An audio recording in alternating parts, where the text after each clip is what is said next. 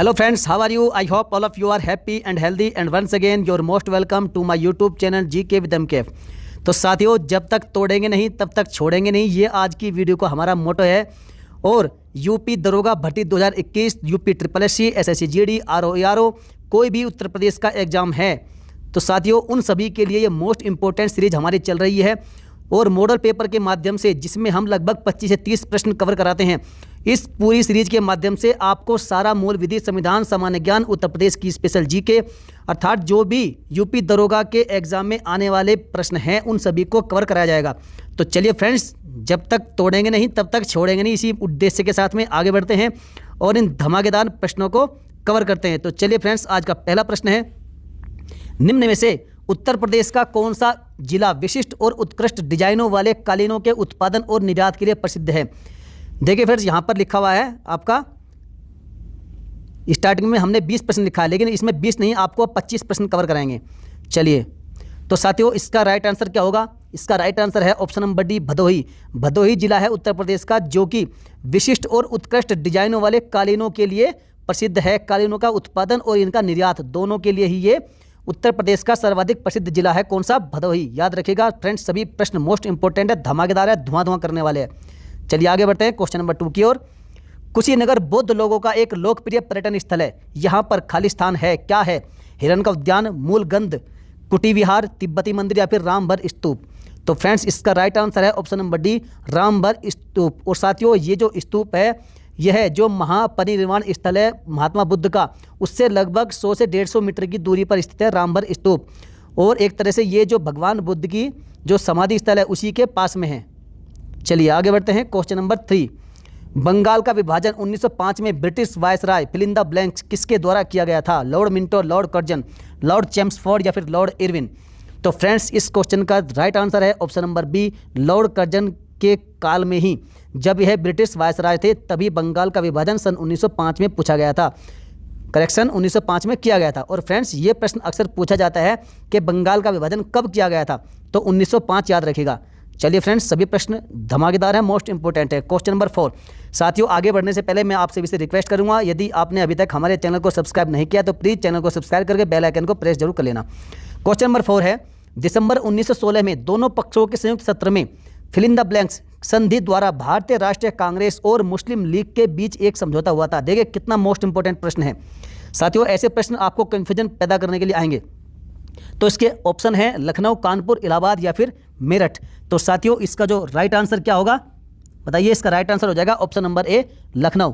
साथियों जो लखनऊ सत्र हुआ था, भारतीय राष्ट्रीय कांग्रेस और मुस्लिम लीग के बीच एक समझौता हुआ था, कहाँ पर? लखनऊ संयुक्त सत्र में, जो कि दिसंबर 1916 में दोनों पक्षों के बीच एक संयुक्त सत्र हुआ था। कौन सा? लखनऊ।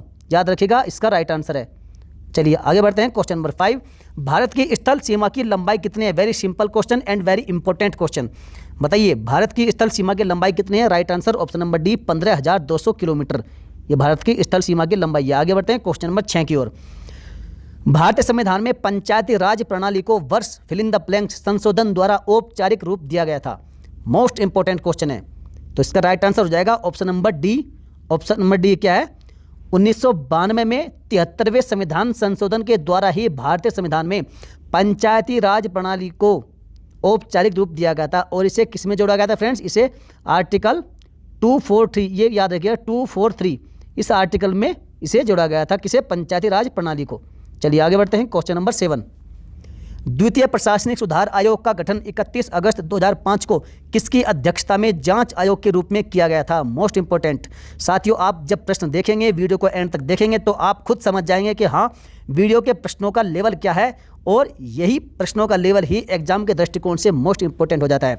तो साथियों इसका जो राइट आंसर है option number C, Veerappa Moily. Right answer इसका वीरप्पा मोइली। आगे बढ़ते हैं बी, 65 वर्ष। जो चुनाव आयुक्त है, मुख्य चुनाव आयुक्त या फिर चुनाव आयुक्त, जो अपने कार्यकाल पर रहते हैं वे 6 साल के लिए चुने जाते हैं। और वे या तो 65 वर्ष की आयु उनकी पहले हो जाए या फिर उनका 6 वर्ष का कार्यकाल पहले पूरा हो जाए। जो भी पहले पूरा हो जाए वे तभी अपने पद से हट जाते हैं। उनकी जो आयु है, पद पर रहने की आयु है, वह है 65 वर्ष अधिकतम या फिर 6 वर्ष जो उनका कार्यकाल है, जो भी पहले हो जाए। चलिए आगे बढ़ते हैं क्वेश्चन नंबर 9।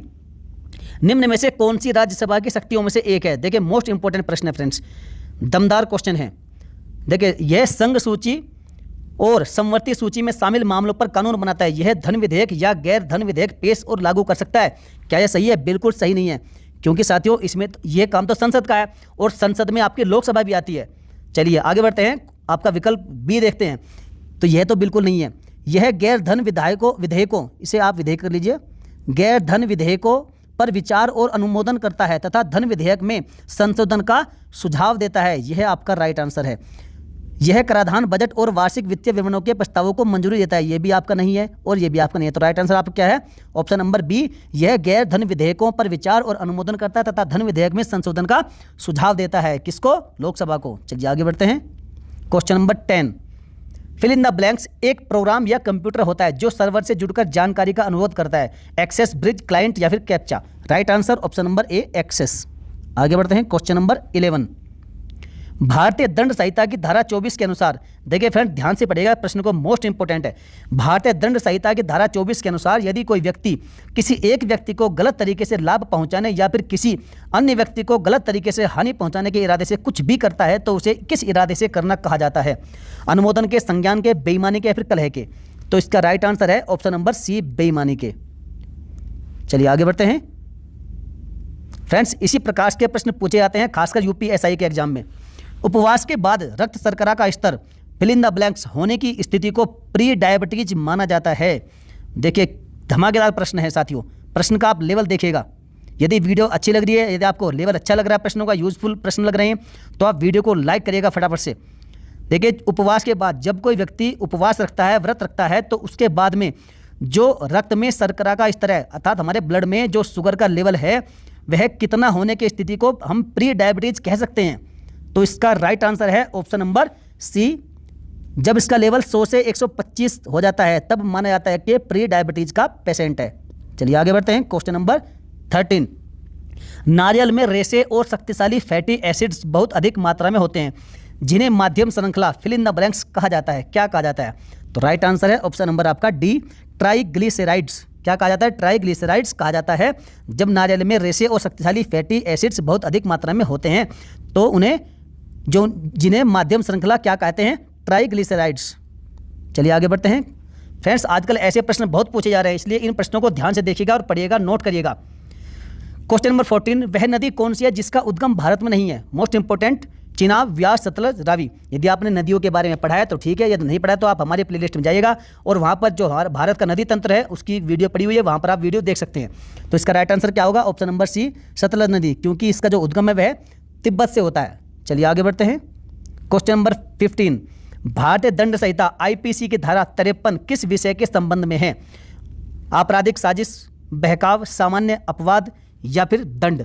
तो राइट आंसर है ऑप्शन नंबर डी, दंड से संबंधित है। कौन सी? आईपीसी की धारा 53।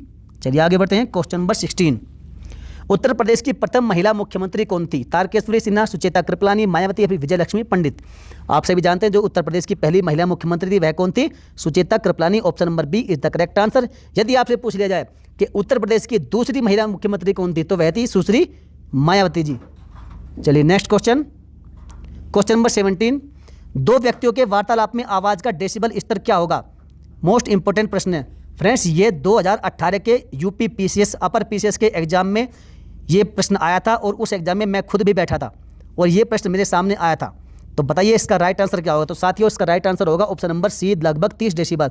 जब दो व्यक्ति आपस में सामान्य वार्तालाप करते हैं तो उनकी आवाज़ का डेसिबल होता है लगभग 30 डेसिबल। याद रखिएगा, मोस्ट इंपोर्टेंट क्वेश्चन। आगे बढ़ते हैं। क्वेश्चन नंबर 18, 1 लीटर पानी में कितनी कैलोरी ऊर्जा होती है? मोस्ट इंपोर्टेंट, 25, 100, 10 या फिर कोई नहीं? तो साथियों यदि आप ए बी सी में से कोई भी विकल्प सोच रहे हैं तो आप बिल्कुल रॉन्ग है, क्योंकि इसका राइट आंसर है ऑप्शन नंबर डी, कोई कैलोरी नहीं होती। पानी में आप कितना भी पानी पीजिए उसमें कोई भी कैलोरी नहीं होती है। चलिए आगे बढ़ते हैं। क्वेश्चन नंबर 19, खाद्यान्नों का न्यूनतम समर्थन मूल्य प्रति वर्ष कौन घोषित करता है? राष्ट्रीय कृषि आयोग, राज्य सरकार, कृषि लागत एवं मूल्य आयोग या फिर उपरोक्त में से कोई नहीं? तो इसका राइट आंसर है option number C, option number C right answer इसका, कृषि लागत एवं मूल्य आयोग। चलिए आगे बढ़ते हैं। क्वेश्चन नंबर 20, ब्रिक्स बैंक का मुख्यालय कहाँ है? तो ब्रिक्स बैंक का मुख्यालय है आपका संघाई के चाइना शहर में। और ब्रिक्स का फुल फॉर्म क्या है? बी से बनता है आपका ब्राज़ील, आर से रशिया, आई से इंडिया, सी से चाइना और एस से आपका जो सबसे अंत में जुड़ा था साउथ अफ्रीका। चलिए आगे बढ़ते हैं। क्वेश्चन नंबर 21, चुनाव आचार संहिता के अनुसार चुनाव के समय किसका निषेध हो जाता है? मोस्ट इंपोर्टेंट, घृणाजनक भाषण तथा पुतला जलाना, प्रचार के लिए सरकारी मशीनरी का उपयोग, निर्वाचन अधिकारियों का स्थानांतरण, उपरोक्त सभी। तो ये सभी इसका राइट आंसर हो जाएगा ऑप्शन नंबर डी। आगे बढ़ते हैं। क्वेश्चन नंबर 22, भारतीय खाद्य निगम की स्थापना कब हुई थी? मोस्ट इंपोर्टेंट क्वेश्चन है। राइट आंसर आपका इसका ऑप्शन नंबर बी, 14 जनवरी 1965 को स्थापना हुई थी किसकी? भारतीय खाद्य निगम की। ये प्रश्न भी कई बार पूछा गया है। क्वेश्चन नंबर 23, जिस दिन भगत सिंह को फांसी दी गई वह शहीद दिवस के रूप में प्रत्येक वर्ष कब मनाया जाता है? Most important question. Right answer option number ए, वह दिन था 23 मार्च का।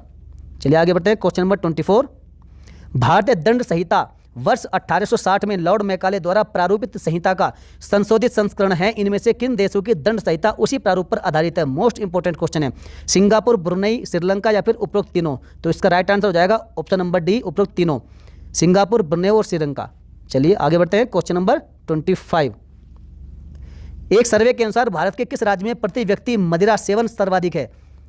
नागालैंड, जम्मू कश्मीर, केरल या फिर पंजाब। तो राइट आंसर है ऑप्शन नंबर सी, केरल।